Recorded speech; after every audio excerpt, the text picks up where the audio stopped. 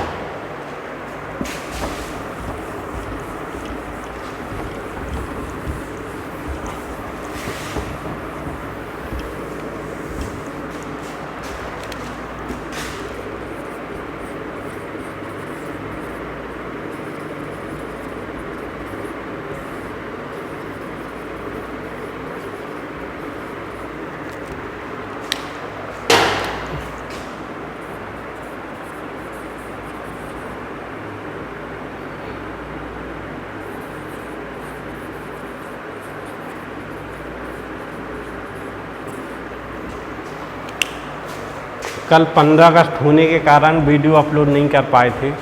ठीक, तो कल आपका वीडियो नहीं आया था। ठीक, तो उसी के आगे जो हमने परसों बताया था आज चर्चा करेंगे। परसों हमने आपको बताया था कि जो मनुष्य का नर जनन अंग, ठीक, क्या होता है। ठीक, तो मनुष्य का जो नर जनन अंग होता है वो वृषण होता है। ठीक, टेस्टिस बोलते हैं जिसे। अब उसमें हमने वृषण का जो स्ट्रक्चर था वो आपको बता दिया था। अब वृषण के बाद हमने दो हेडिंग और थी, सहायक नलिकाएं और सहायक ग्रंथियां। ठीक, उनके बारे में चर्चा करेंगे। देखो, जैसे ये वृषण हो गया, इसके अंदर होते हैं वृषणी पिंडक,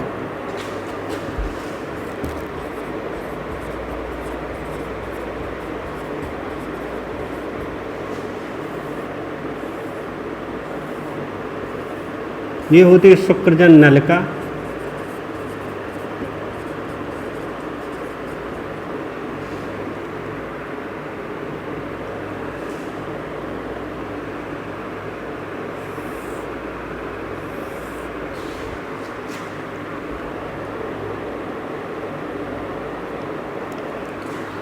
ठीक।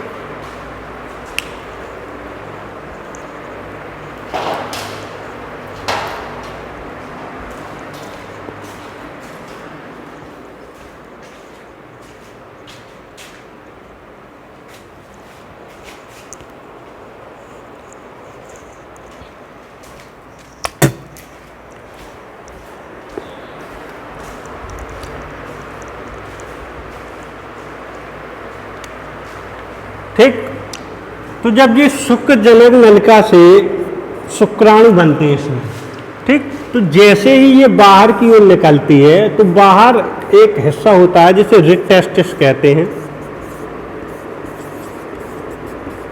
ठीक, एक नलिका ये होती है।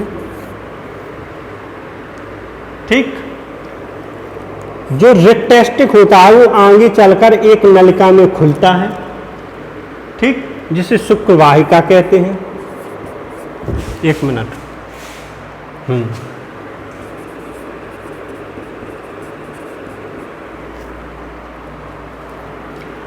अब इसके ऊपर एक घुमावदार स्ट्रक्चर होता है जिसे अधिवृषण कहते हैं।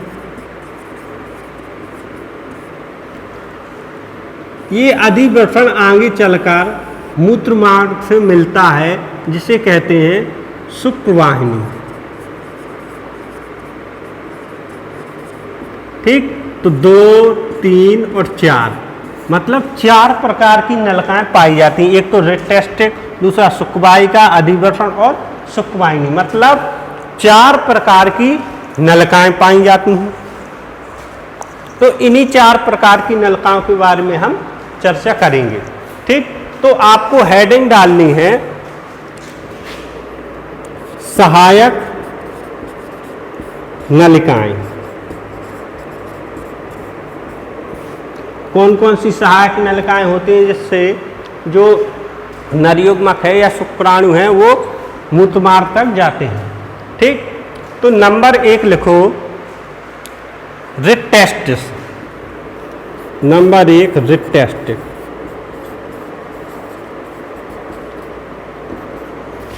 देखो जो हम बोलेंगे वो लिखते जाना, क्योंकि जो हम पिक भेजते हैं उसमें इतना सिंपल नहीं दिया है, तो आपको जो हम बोलेंगे वो लिखते जाना है। ठीक, लिखो, जिस नलिका से नर युग्मक, जिस नलिका से नर युग्मक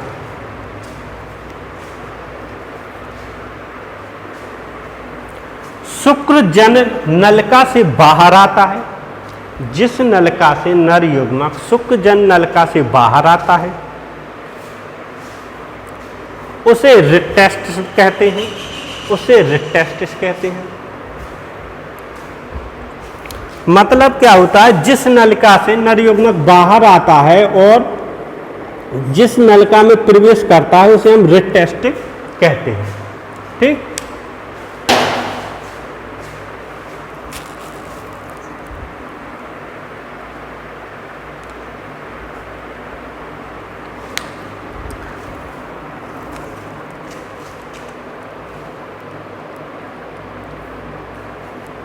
अब दूसरी है शुक्रवाहिका।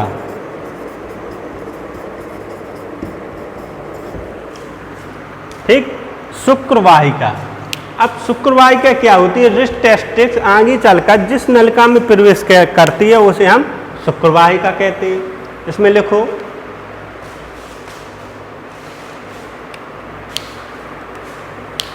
रिटेस्टिस आगे बढ़कर, रिटेस्टिस आगे बढ़कर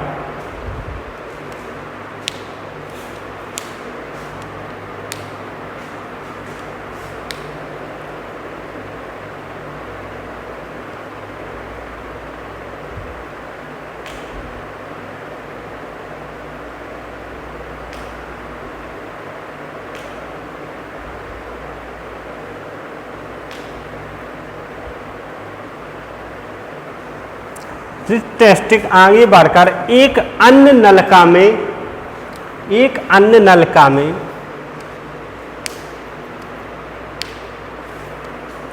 खुलती है जिसे शुक्रवाहिका कहते हैं, खुलती है जिसे शुक्रवाहिका कहते हैं। तो जो रिटेस्टिस होता है आगे चलकर एक दूसरी नलिका में खुलती है जिसे हम शुक्रवाहिका कहते हैं। ठीक, तीसरी लिखना है अधिवर्षण।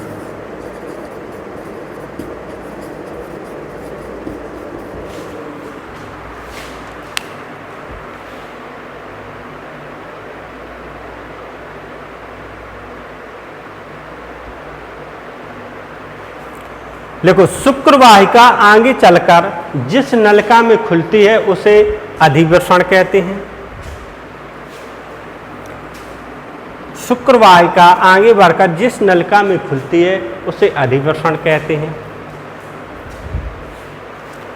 अधिवर्षण कुंडली नुमा, अधिवर्षण कुंडली नुमा संरचना का होता है। अधिवर्षण कुंडलीनुमा संरचना का होता है।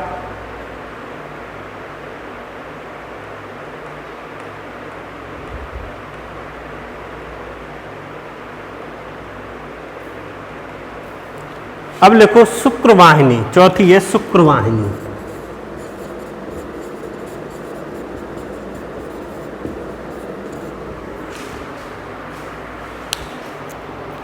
इसमें लिखो, अधिवर्षण से ऊपर की ओर,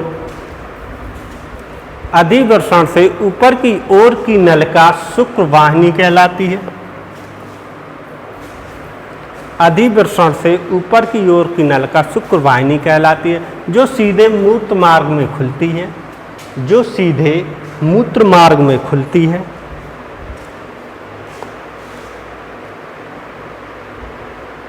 ठीक, तो इतनी ये चार प्रकार की नलिकाएं होती हैं जो क्रमबद्ध तरीके से एक रो में नीचे से ऊपर की ओर जाती हैं। इसका क्रम हमेशा याद रखना।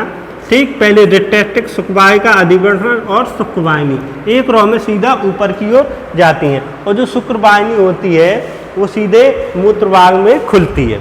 ठीक, तो ये सहायक नलिकाएं हो गई। चार प्रकार की सहायक नलिकाएं पाई जाती हैं। अब कुछ सहायक ग्रंथियां होती हैं।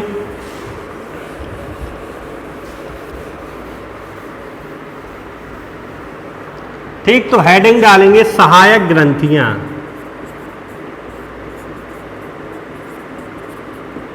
इन ग्रंथियों से कुछ पदार्थ स्रावित होते हैं जो हमारे वीर्य में मिलते हैं। देखो, वीर्य का आधे से ज़्यादा भाग इन ग्रंथियों से स्रावित रसायनों का होता है। ठीक, तो कौन कौन सी ग्रंथियां पाई जाती? नंबर 1 शुक्राशय।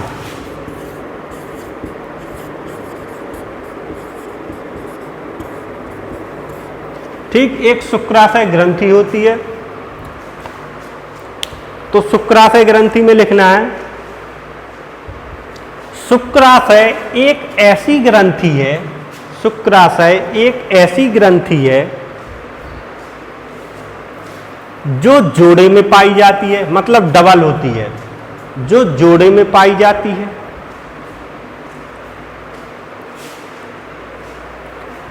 इससे एक तरल का स्राव होता है।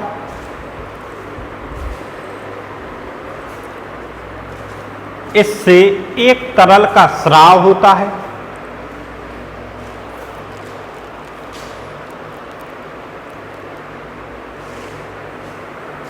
जो वीर्य का अधिकांश भाग बनाता है, जो वीर्य का अधिकांश भाग बनाता है।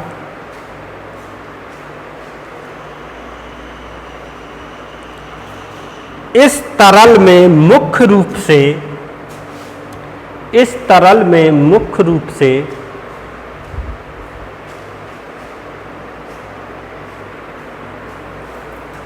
Fructose, fructose comma protein,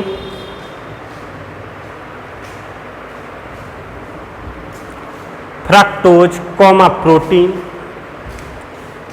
comma prostaglandins, prostaglandins, prostaglandins,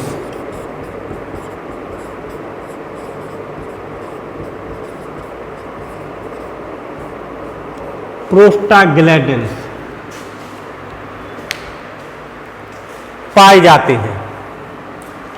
ठीक, प्रोस्टाग्लैंडिन्स प्रोटीन और फ्रक्टोज की तरह ही एक तरल होता है जो शुक्राशय से निकलता है, और ये तीनों मिलकर वीर्य का अधिकांश भाग बनाते हैं, मतलब 60 से 70% वीर्य का भाग बनाते हैं। ठीक, तो जो आमाशय होता है उससे 3 प्रकार के तरल निकलते हैं, एक तो प्रोटीन, दूसरा फ्रक्टोज और तीसरा प्रोस्टाग्लैंडिन्स, जो वीर्य का अधिकांश भाग बनाते हैं। ठीक, अब इसके आगे लिखना है प्रोस्टेट ग्रंथि।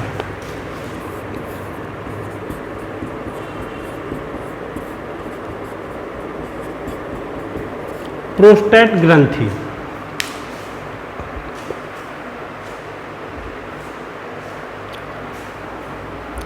इस ग्रंथि से, इस ग्रंथि से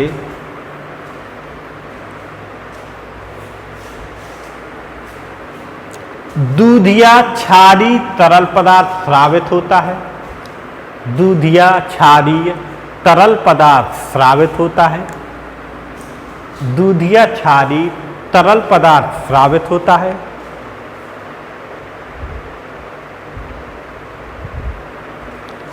ठीक, यह क्षारीय तरल, यह क्षारीय तरल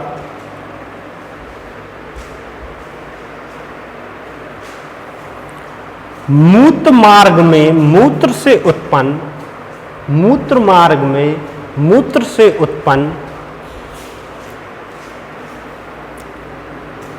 अम्लीयता को निष्प्रभावी करता है। अम्लीयता को निष्प्रभावी करता है। ठीक, तो इसका जो क्षारीय तरल निकलता है प्रोस्टेट ग्रंथि से, उसका बहुत ही महत्वपूर्ण उपयोग होता है, क्योंकि जैसे जब मूत्र मार्ग में, मूत्र क्या होता है? अम्लीय होता है। तो मूत्र मार्ग में जो अम्लीयता होती है उससे क्या होता है? मूत्र मार्ग में जलन ना हो, इसलिए ये क्षारीय तरल निकलता है जो उसकी जलन को या उसकी अम्लीयता को कम कर देते हैं, मतलब मूत्र की अम्लीयता को कम करते हैं, जिससे मूत्र में हमें जलन नहीं होती है। ठीक, इसका कार्य यही होता है कि मूत्र में उत्पन्न जो अम्ल होता है उसकी जो क्षारीयता होती नहीं, जो मूत्र मार्ग में अम्ल होता है उसकी अम्लीयता को कम करने के लिए ये उत्पन्न होता है, जिससे हमको मूत्र उत्सर्ग करते टाइम जलन नहीं होती है। ठीक, तो इसका ये कार्य होता है। आगे लिखो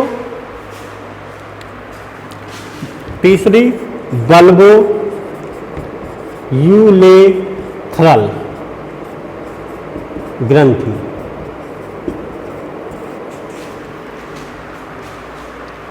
बल्बो यूरेथ्रल है, ये था है।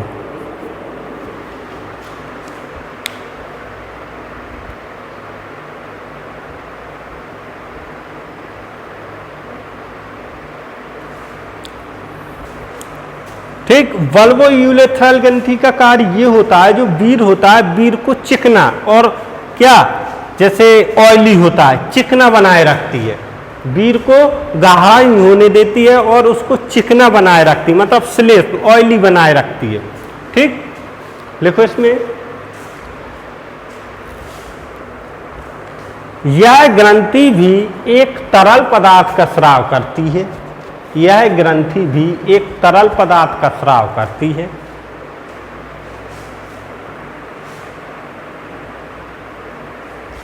यह तरल चिकनाहट को बनाए रखता है। यह तरल चिकनाहट को बनाए रखता है। ठीक, तो इसका मुख्य कार्य होता है, जो वीर होता है उसके चिकनाहट को बनाए रखता है। ठीक, तो ये 3 प्रकार की ग्रंथियां होती हैं जो मनुष्य के नर जनन अंग में पाई जाती हैं, और 4 प्रकार की नलिकाएं होती हैं जो मनुष्य के नर जनन अंग में पाई जाती हैं। इस प्रकार हमने जो मानव का नर जनन अंग होता है सभी के बारे में एक एक करके डिस्कस किया। अब आगे के टॉपिक में हम पढ़ेंगे कि इनमें से नर युग्मक बनते कैसे हैं और किस किस अंग का क्या क्या कार्य होता है। ठीक, इसके बारे में हम चर्चा करेंगे। तो अभी आपको सिर्फ इतना ही लिखना है। इसके बाद नर युग्मक बनते कैसे हैं उनके बारे में चर्चा करेंगे। ठीक, तो वो हम आगे के वीडियो में आपको बताएंगे। सिर्फ इस वीडियो में आपको सहायक नलिकाएं और सहायक ग्रंथियां लिखना है। ठीक।